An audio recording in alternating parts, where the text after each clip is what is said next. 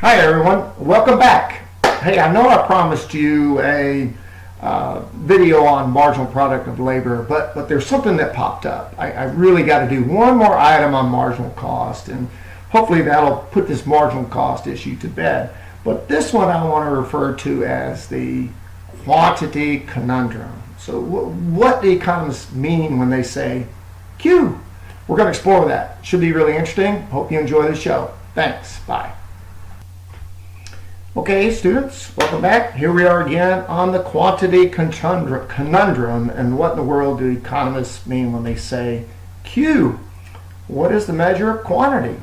Well, it turns out it's all relative. So imagine you had a star factory, and this star factory is traveling through time. You're zipping through the warp time-space continuum, and you're making all these stars. The CEO comes out and says, hey, how many stars have we made? Or the economist's question, what is Q?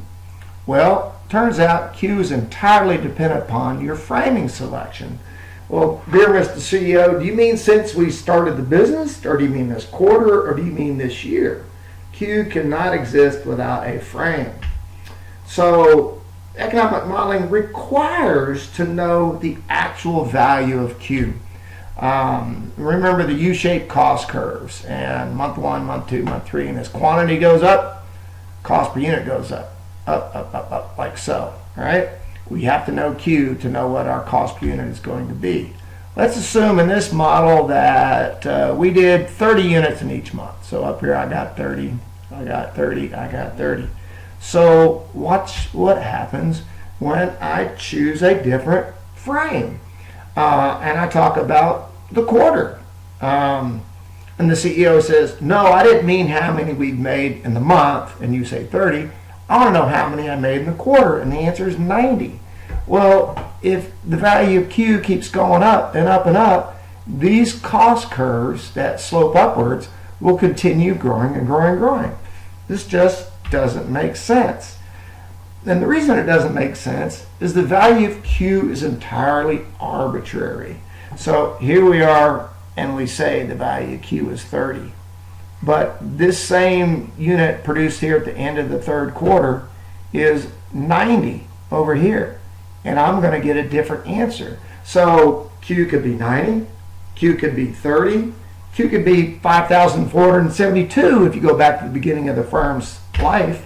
So what happened is this variable and marginal cost cannot be a function of an arbitrary number. It's just not possible. So let's look at the financial literacy model and see how it works. You got variable cost per unit, flat. It's flat, okay? It may increase a little bit like we said before, but the key here is marginal cost, which is the same thing as variable cost, are constant. They're not affected by the value of Q. Q could be 30 for the month or 90 for the quarter. The actual cost per unit is not affected by the value of Q, which makes every bit of sense. How in the world would the car on the assembly line know that I'm car number 42?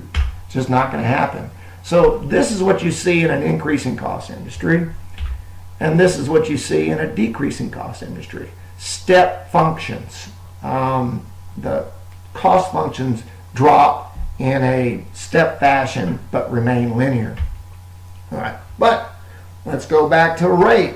What in the world happens when the economist says, no, we're not talking about Q, we're talking about Q per hour, as Mankiw does in his book. So the CEO comes in and says, how many stars have we made? And the economist says, you know, it really doesn't matter how many stars we made. What matters is the rate of production. Because if we know the rate of production, we know our total cost. See? We don't need to know how many stars we made. And the CEO goes, what? Rate of production doesn't determine total cost. How many hours did you operate at a given rate? And the economist goes, gee, I don't know. I didn't think of that question. So the problem is the economist has forgotten that by making this a quantity per hour, your total cost is per hour. And in order to get total cost, you need to multiply by the number of hours like the CEO requested. So this is basically the old train problem from Algebra 1, but simplified. Don't run away yet. So rate times time equals distance. We all know that wonderful equation. Quantity per hour times the number of hours equals the quantity manufactured.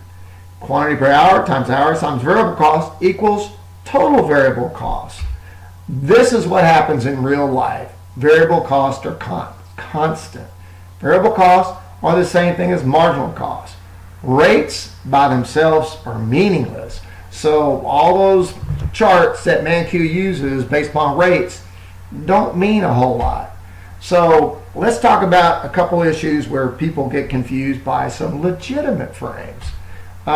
This is one you've seen, cost per unit, right over here, and this could be variable cost per unit, which is the same thing as marginal cost per unit. As quantity goes by, it stays flat. Variable costs are constant. The frame here is cost per unit.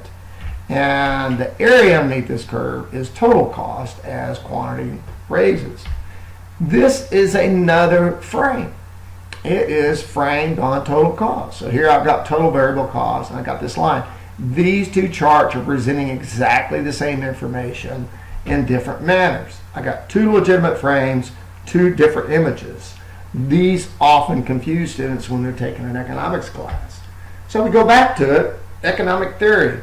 Marginal cost for a firm is the firm supply curve for that market. Marginal cost for a firm, right here, is the firm's supply curve for the market. Not this, because this is total cost. This, marginal cost, right? And that's what they say supply and demand looks like. But in reality, marginal cost equals variable cost, and we got this constant flat line, and that's supposed to be a supply curve, but that's not what we see over here. The reason is that model doesn't work with reality. It may work with the imaginary situations that the economists have dreamed up, but not with what's happening in the real world.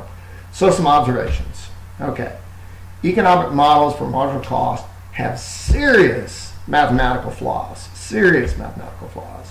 And economic theory associates an upward sloping supply curve to an open upward sloping marginal cost curve.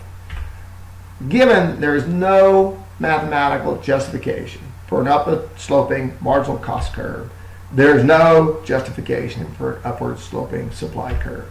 Economists are busy modeling imaginary situations that are not seen in the real world.